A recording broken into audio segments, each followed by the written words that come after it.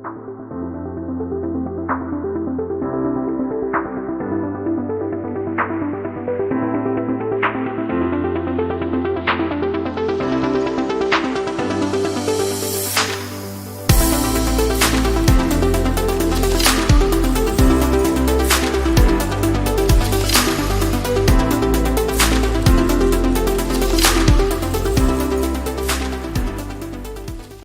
की दोस्तों, फिर एक बार इस आध्यात्मिक कार्यक्रम में आपका स्वागत है। आज का विषय है प्रभु भोज, जिसे हम इंग्लिश में लॉर्ड्स टेबल कहते हैं। और इस विषय को एक महत्वपूर्ण विषय माना जाता है। लोगों की अलग अलग विचारधाराएं हैं, अलग अलग रीति से लोग इसे सिखाने की कोशिश करते हैं, लेकिन आज इस विषय के ऊपर मैं कुछ बातों को आपके सामने रखना चाहता हूं। प्रभु भोज या लॉर्ड्स टेबल के बारे में बाइबल में नए नियम में इसका जिक्र है। मत्ती 26 अध्याय में, साथ ही प्रेरित 2 अध्याय, प्रेरित 20 अध्याय में और साथ ही पहला कुरिन्थी 11 अध्याय में इन 4 संदर्भ में प्रभु भोज के बारे में हम लोग पढ़ते हैं। आज हम लोग प्रभु भोज क्या है, प्रभु भोज कैसे लेना है, प्रभु भोज की शुरुआत कहाँ से हुई और प्रभु भोज कब लेना है, इन बातों के बारे में आज हम सीखने की कोशिश करेंगे। शुरुआत करते हैं कि आखिर प्रभु भोज क्या है या लॉर्ड्स टेबल क्या है। इसे लॉर्ड्स टेबल क्यों कहते हैं या इसे प्रभु भोज क्यों कहते हैं, उसके बारे में परमेश्वर का वचन मत्ती 26:26 में इस तरह लिखा है। वहां पर लिखा है कि जब वे खाना खा ही रहे थे, यीशु ने रोटी ली, उसे आशीष दी और फिर तोड़ा, फिर उसे शिष्यों को देते हुए कहा, इसे खाओ, ये मेरी देह है। मेरे प्रियो, इसे लॉर्ड्स टेबल या प्रभु भोज क्यों कहते हैं? क्योंकि खुद परमेश्वर यीशु मसीह ने इस भोज की शुरुआत की। मत्ती 26 अध्याय में हमने पढ़ा कि वो मृत्यु के दंड को सहने से पहले अपने चेलों को बुलाकर उसने अपने हाथ में रोटी ली और तोड़ी और कहा कि ये मेरा देह है। इसका सरल अर्थ ये है कि प्रभु भोज यीशु मसीह की एक आज्ञा है। दूसरी बात, जब जब हम इस रोटी में से रोटी खाते हैं और एक कटोरे में से पीते हैं, तो उसके शरीर को, उसके दर्दनाक मृत्यु को हम लोग याद करते हैं। इसलिए प्रभु भोज या लॉर्ड्स टेबल का महत्व कलीसिया में एक बहुत ही महत्वपूर्ण है। इस बात को हम सीख सकते हैं। तो इस कार्य को किसने शुरू किया? ये किसी कलीसिया ने, किसी व्यक्ति ने या किसी संस्था ने शुरू नहीं किया। ये खुद सारे सृष्टि को बनाने वाले सृष्टिकर्ता प्रभु यीशु मसीह ने मत्ती 26 अध्याय में उसने खुद शुरू किया और उसने कहा, मेरे स्मरण में इसे किया करो। ये प्रभु यीशु मसीह के द्वारा शुरू की हुई एक विधि है और यीशु मसीह खुद उन्होंने कहा कि मेरे स्मरण के लिए इसे किया करो। जब हम रोटी में भाग लेते हैं या कटोरे में से पीते हैं, तो प्रभु यीशु मसीह के मृत्यु को याद करते हैं मेरे प्रियो। इसलिए हमेशा याद रखें, ये परमेश्वर की आज्ञा है। इस विधि को प्रभु यीशु ने स्वयं शुरू किया है और इस विधि का अर्थ ये है कि हम उसके शरीर में भाग लेकर उसके मृत्यु को याद करना है, उसके दुखों को याद करना है, उसके महान बलिदान को याद करना है। इसलिए प्रभु भोज का बहुत बड़ा महत्व हम लोग कलीसिया में देखते हैं। अब और एक बात है कि जिस कार्य को प्रभु यीशु ने शुरू किया, प्रेरित 2 अध्याय में प्रेरितों ने उसे जारी रखा। प्रभु यीशु मसीह के साथ जो 12 चेले लोग थे, उन्होंने इस विधि को जारी रखा। पेंतिकोस्त के दिन प्रेरित पतरस ने जब उठकर प्रचार किया तो लगभग 3000 लोग प्रभु को विश्वास किए। उन्होंने मन फिराया, पश्चाताप किया और अपने पापों के क्षमा के लिए उन्होंने बपतिस्मा लिया। इस तरह यरूशलेम में पेंतिकोस्त के दिन में पहली कलीसिया की शुरुआत हुई। लगभग 3000 लोग उन्होंने प्रभु को विश्वास पाया। और हम लोग देखते हैं कि उन प्रेरितों ने 4 बातें उन्हें सिखाई। जिन्होंने बपतिस्मा लिया, उस पहली कलीसिया की 4 महत्वपूर्ण बातें प्रेरित 2 अध्याय के 42 पद में लिखा है। वहाँ पर इस तरह लिखा है, वे मतलब जो लोग जिन्होंने बपतिस्मा लिया, वे प्रेरितों की शिक्षा पाने में, संगति रखने में, रोटी तोड़ने में और प्रार्थना करने में लवलीन रहे। ये 4 बातें किसी भी कलीसिया के लिए एक बहुत बड़ा महत्व रखती है। सबसे पहला बात, हर एक कलीसिया में परमेश्वर के वचन को सिखाना और सीखना और उसे पालन करने वाली कलीसिया होना है। दूसरी महत्वपूर्ण बात, हर एक कलीसिया में संगति होना है। विश्वासी लोग आपस में मिलकर प्रभु के चरणों में समय बिताना, विश्वासी लोग आपस में अपने सुख दुखों को बांटकर प्रार्थना करना, ये दूसरा महत्वपूर्ण विषय है। और तीसरी बात लिखी है, प्रभु भोज या रोटी तोड़ना या लॉर्ड्स सपर। जब विश्वासी लोग इकट्ठा होते हैं तो वहां पर मिलकर रोटी तोड़कर प्रभु के मृत्यु को याद करना, प्रभु के बलिदान को याद करना, ये तीसरी महत्वपूर्ण शिक्षा हम शुरुआत की कलीसिया में देखते हैं।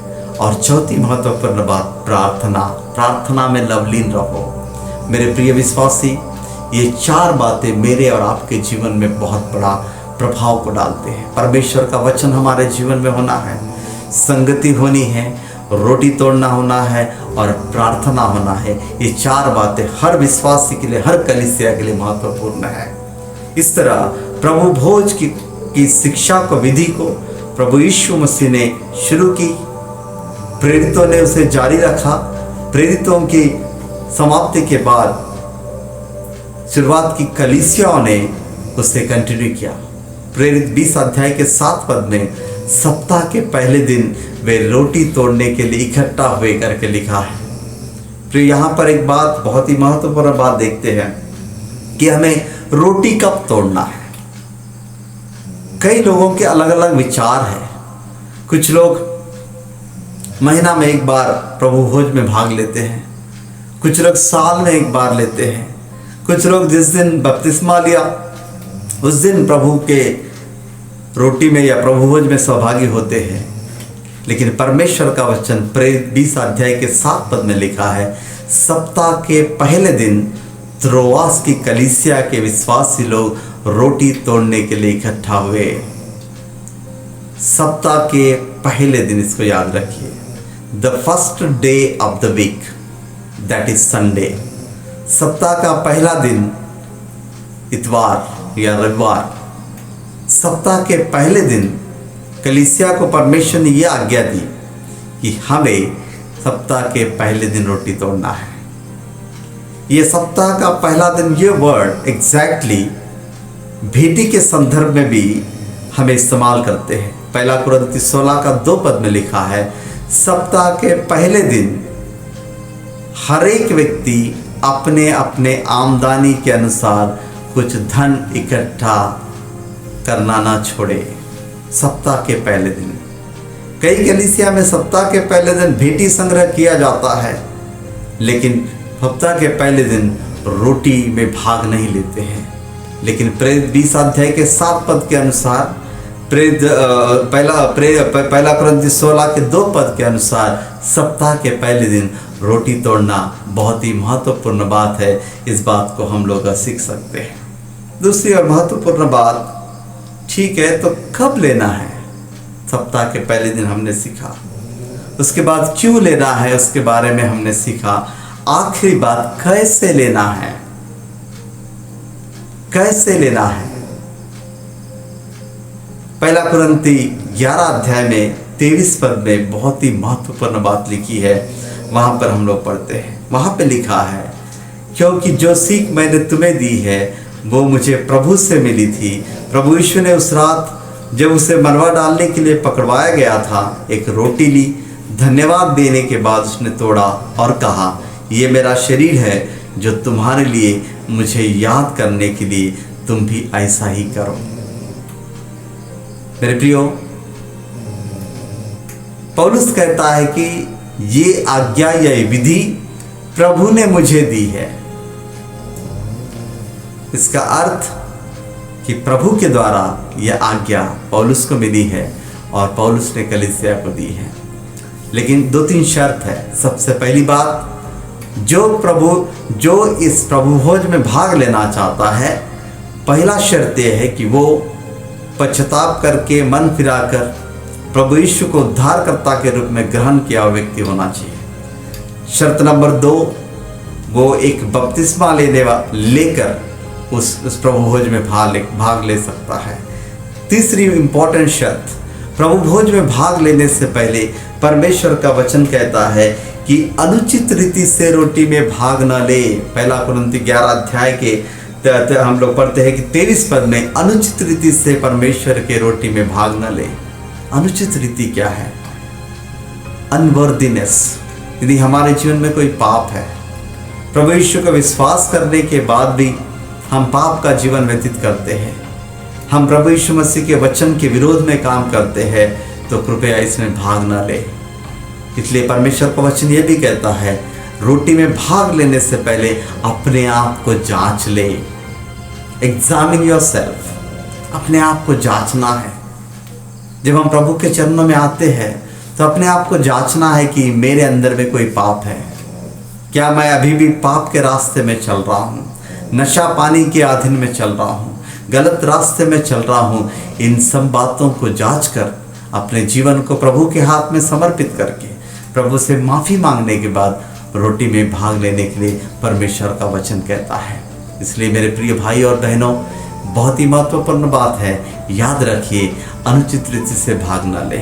अपने जीवन को जांच ले। यदि हम अनुचित रीति से हम इस रोटी में भाग लेते हैं और इस कटोरे में से पीते हैं, तो परमेश्वर का वचन बड़े सरल और गंभीर रीति से हमें सिखाता है कि वो दंड के योग्य है, वो प्रभु के चरणों पर अपराधी ठहरेगा।